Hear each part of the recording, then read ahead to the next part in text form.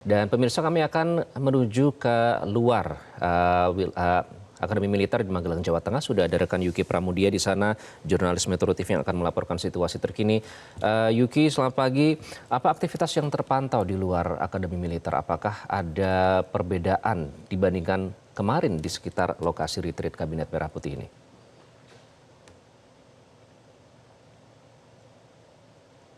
Pertama atau tempatnya dan foto pertama bilang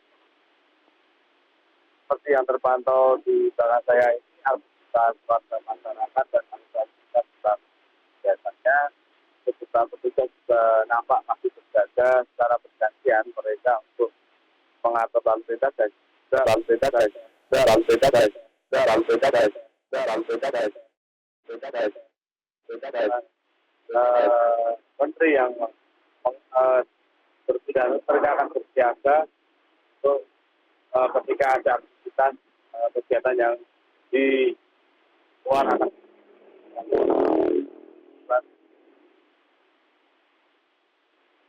Mohon maaf ada kendala audio, pemirsa. Kami sudah tangkap sedikit tadi tidak ada perbedaan yang terlalu mencolok jika dibandingkan hari pertama retreat yang berlangsung di Akmil, Magelang, Jawa Tengah.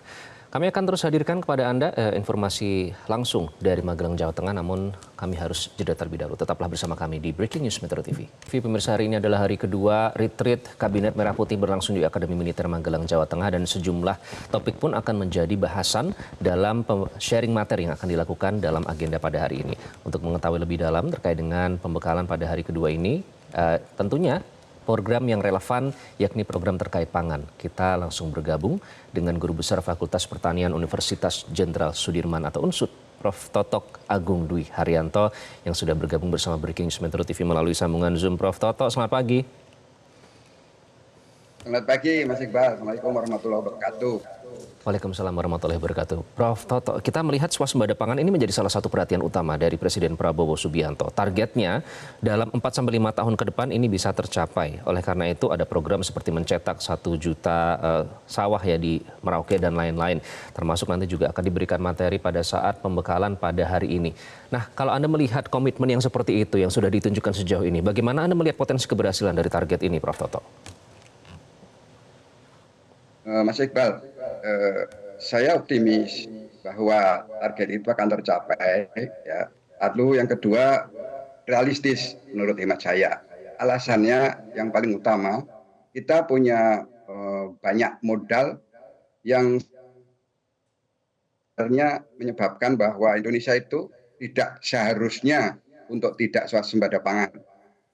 Tahun 1811 sampai 1816 itu penguasa Nusantara waktu itu namanya Raffles, Gubernur Jenderal Inggris, mengatakan, saya belum pernah melihat negeri yang tanahnya lebih subur dari negeri ini. Kalau penguasa negeri ini mampu mengelola dengan baik, niscaya negeri ini akan menjadi negeri paling makmur di dunia. Deklarator Proklamasi Indonesia, Pak Proklamator Bung Karno, ketika meresmikan Fakultas Pertanian Universitas Indonesia yang kemudian akan bernama IPB, mengatakan bahwa masalah pangan itu masalah hidup dan mati.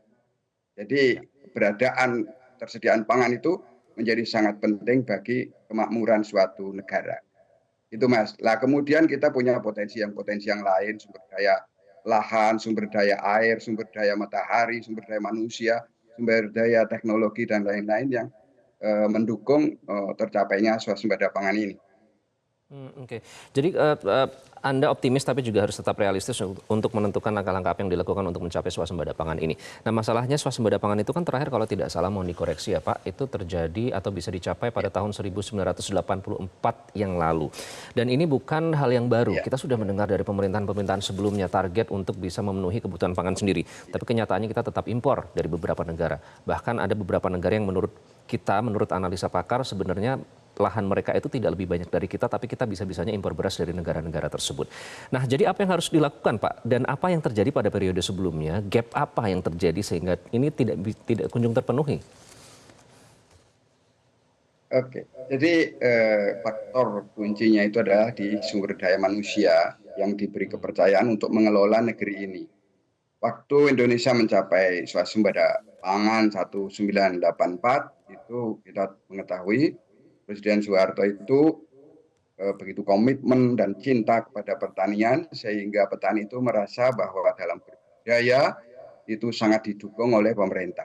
Mereka mudah sekali mendapatkan benih, pupuk yang disiapkan di balai desa atau di koperasi yang ada di tempat tersebut. Kemudian pemerintah menyiapkan irigasi di mana-mana yang sangat bagus dan sebagainya, termasuk ada panca usaha, sabta usaha dan sebagainya. Sehingga pada waktu itu Indonesia diakui oleh dunia mencapai swasembada pangan. Nah, oleh karena itu untuk mampu mengulang kembali, maka perlu kembali dibangun komitmen pengelola negeri ini, termasuk dari presiden sampai pembantu-pembantu presiden sampai pemerintah daerah yang ada. Kalau kami lihat dari program dan kemudian ada pembekalan dan sebagainya, menunjukkan bahwa Presiden Prabowo memiliki komitmen yang sangat kuat untuk memajukan pertanian. Kalau boleh saya menitipkan, nanti andaikan jadi ada program food estate yang menurut saya ini hanya bagian kecil dari program yang bisa dilakukan, maka orientasi food estate dan lain sebagainya itu adalah kepada kesejahteraan petani. Hmm. Ketika hati petani itu bahagia, maka dia akan bekerja dengan happy di lahannya. Ketika dia bekerja dengan happy di lahannya, maka lahan pun akan merespon memberikan hasil yang baik kepada manusia. Hmm. Bukan sebaliknya, ketika orientasi pada produksi tidak selalu otomatis berhubungan dengan kesejahteraan petani. Terkait juga dengan Oke. harga dan lain sebagainya. Begitu Mas Iqbal. Prof. Toto, menarik soal kesejahteraan petani ya. Saya bersama tim Metro TV beberapa kali turun ke lapangan langsung mewawancara para petani. Mereka masih memiliki masalah misalnya Ya, dengan pupuk, harga pupuk yang masih mahal, benih yang bukan ya, bibit unggul seperti itu. Kemudian juga mereka yang betul. kadang harus apa ya menerima kenyataan bahwa harga panenan mereka itu jauh di bawah harga pasar sehingga mereka harus melakukan pekerjaan lain, bisa double job, bisa triple job dan lain-lain. Kemudian juga mereka merasa tidak sejahtera sehingga sampai harus menjual lahan atau sawah mereka yang akhirnya beralih fungsi menjadi bangunan. Nah, jadi kesejahteraan petani ini Ya, kan sebenarnya bukan masalah baru, sudah dipetakan sejak lama, Pak. Kenapa selama ini ya. petani tidak sejahtera dan apakah tidak ada komitmen yang kuat di situ atau daya dukungnya yang kurang atau bagaimana sih, Prof. Toto? Oke, jadi ya mungkin kalau dikatakan petani tidak sejahtera ya tidak semuanya. Tentu sudah Hmm. ada petani-petani yang sejahtera. Saya mengenali beberapa kader-kader pertanian di berbagai wilayah yang sudah mencapai kesejahteraan. Tapi sebagian besar memang belum. Hemat saya petani itu sejahtera itu apabila kebutuhan-kebutuhan prinsipnya itu terpenuhi, Mas Iqbal. Contoh, ketika mereka lagi membutuhkan benih, benih itu tersedia dalam jumlah yang cukup, mutunya bagus, dan bisa diakses oleh petani. Demikian juga dengan pupuk. Ketika mereka membutuhkan pupuk, pupuk itu ada, tersedia, Hmm. mereka bisa akses dan harganya terjangkau. Sehingga waktu tanam, kemudian waktu memupuk, waktu merawat, ini kaitannya dengan pestisida dan sebagainya, waktu panen itu bisa sesuai dengan yang dibutuhkan, ketersediaan saprodi sesuai yang dibutuhkan untuk budidaya. Karena namanya budidaya dalam pertanian itu sangat terkait dengan iklim. Tertunda 1 hari, tertunda 2 hari, ceritanya bisa menjadi lain. Nah, berikutnya juga sudah ada ini subsidi dari pemerintah. Kami apresiasi sekali, apakah itu dengan kartu tani, kemudian ada apa itu namanya asuransi dan sebagainya. Namun Hmm. tidak semua petani yang membutuhkan itu bisa mengakses pupuk bersubsidi pada waktu yang dibutuhkan. Demikian Oke. juga benih. Tidak semua itu mampu mengakses Prof. benih Toto, sesuai ya. dengan yang dibutuhkan. Ini yang kedua ya, nanti yang ketiga terkait dengan panen dan harga.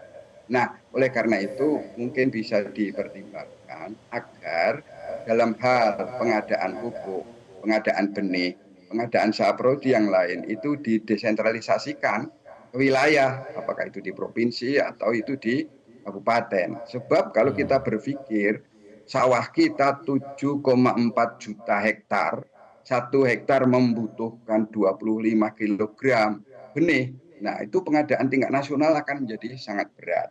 Ini mungkin Hmm. waktunya Kementerian Pertanian melakukan desentralisasi. Silakan diadakan di daerah masing-masing untuk pupuk, untuk benih, dan Oke. saprodi Jadi yang lain. jadi Sehingga sebenarnya sudah ini bisa bisa dipetakan mengurangi ya, Prof. biaya Toto. permasalahan-permasalahan tersebut, apalagi dengan hitung-hitungannya, sebenarnya sudah bisa dipetakan dan dicari strateginya begitu. Dan nanti ada target cetak sawah 1 juta hektar di Merauke. Prof. Toto, kita menayangkan ini gambar terkini. Ini kan sedang berlangsung retreat Kabinet Merah Putih. Nah, salah satu yang menjadi perhatian adalah topik swasembada pangan. Nanti katanya akan diberikan materi rencananya oleh Menteri Pertanian. Nah, kita berharap sebagai rakyat kan tentunya berharap ini bukan hanya gagah-gagahan saja. Kita meyakini bahwa pemerintah punya etikat baik untuk mengubah keadaan, terutama terkait dengan swasembada pangan ini. Apa yang Anda harapkan, Pak, dari pemberian materi yang nanti juga akan menjadi salah satu yang akan di-share dalam pembekalan pada hari ini oleh Menteri Pertanian dan juga pihak-pihak terkait? Apakah ini secara psikologis tuh menunjukkan bahwa kali ini bukan saatnya main-main supaya target ini tidak hanya di bibir semata tapi benar-benar dilaksanakan, Pak? Bagaimana Anda melihat relevansinya dengan pembekalan atau retreat di Akmil, Magelang, Jawa Tengah ini? Memang untuk mencapai target, apakah itu food estate ataupun program yang lain itu, yang penting itu adalah memang keseriusan. Keseriusan itu berarti fokus pada pekerjaan yang dilakukan untuk mencapai target. Terus kemudian yang kedua itu menghilangkan atau mengurangi potensi-potensi kebocoran yang ada. Sehingga seluruh sumber daya yang digunakan untuk melaksanakan program itu bisa berjalan dengan baik. Nah, kemudian yang ketiga itu adalah sustainability. Bagaimana program itu berlanjut, tidak sepotong kemudian berhenti, tahun berikutnya potong lagi, berhenti lagi. Keberlanjutan di dalam mewujudkan food estate sehingga langsung berujung pada pencapaian target. Saya menitipkan tadi kesejahteraan petani yang menjadi fokus itu menjadi kunci, ya, keberlanjutan itu menjadi kunci pencapaian hasil. 4 tahun mudah-mudahan food estate ini berjalan dengan baik. Baik, kita nantikan dan kita kawal bersama. Prof. Toto, terima kasih sudah bergabung dengan Breaking News Metro TV. Ya, itu tadi Guru Besar Fakultas Pertanian UNSUD, Prof. Toto Agung Dwi Haryanto. Jelajahi cara baru mendapatkan informasi. Download Metro TV Extend sekarang.